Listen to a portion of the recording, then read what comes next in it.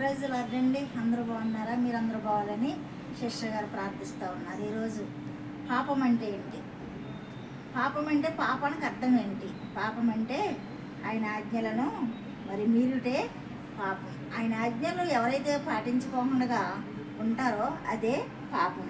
అయితే ఆయన మాట వినకపోవటం కూడా పాపమే. ఆయన మాట వినాలి. మాట వినాలనే మనలను ఆయన ఏర్పరచుకున్నాడు.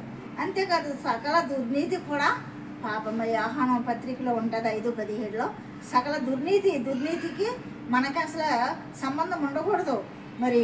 నీతికి వ్యతిరేకం కూడా పాపమే. నీతిగా ఉండాలని, యథార్థంగా ఉండాలని ఆయన కోరుతున్నాడు ఆయన బిడ్డలని. నీతికి వ్యతిరేకంగా ఉండటం కూడా పాపమే. వ్యతిరేకంగా చేసేది దుర్నీతియే, నీతికి వ్యతిరేకంగా చేసేది కూడా దుర్నీతియే. అయితే ఇది సైతాను తెచ్చే సైతాను తెచ్చే గుణం ఇది. దుర్నీతి నీతికి వ్యతిరేకంగా చేయటము, ఆయన ఆజ్ఞలు పాటించకపోవడము, ఇదంతా వాక్యానికి విరోధముగా ఉండడము, వాక్యానికి విరోధముగా జీవించడము, ఇవన్నీ కూడా పాపం చేసినట్లే మనము.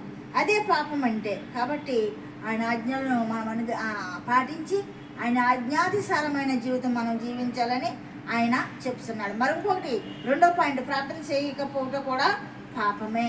ప్రార్థన చేయాలి. పాపం ప్రార్థన చేయనివ్వదు. ప్రార్థన కూడా పాపము. పాపము ప్రార్థన చేయనివ్వదు. పాపం మనలో ఉంటే ప్రార్థన అసలు చేయనివ్వదండి. కాబట్టి మనము ప్రార్థన చేయకపోవడం కూడా అది పాపం అంటున్నాడు. అదే వ్యభిచారము, దొంగతనము చేస్తే అది కూడా పాపం కాదు. కానీ సకల పాపాలకు ప్రార్థన లేమియే కారణము. వ్యభిచారులు, త్రాగుబోతులు, దొంగలు పరలోక రాజ్యానికి ప్రవేశింపరని వాక్యం చెప్తుంది కదా.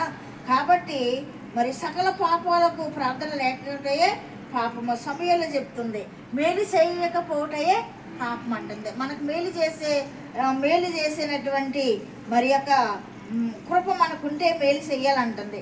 మంచి చేయాలని దాని గురించి చేయకోకుండా కూడా మంచి చేయకపోవటం కూడా పాపమే. కాబట్టి మనం ఈ పాపాలన్నిటిని విడిచిపెట్టి ఆయన ఆజ్ఞాతసారమైన జీవితం జీవించాలని ఆయన కోరుతున్నాడు. కాబట్టి ఈ వాక్యం దేవుడు దీవించుగాక. ఆమేన్. ప్లీజ్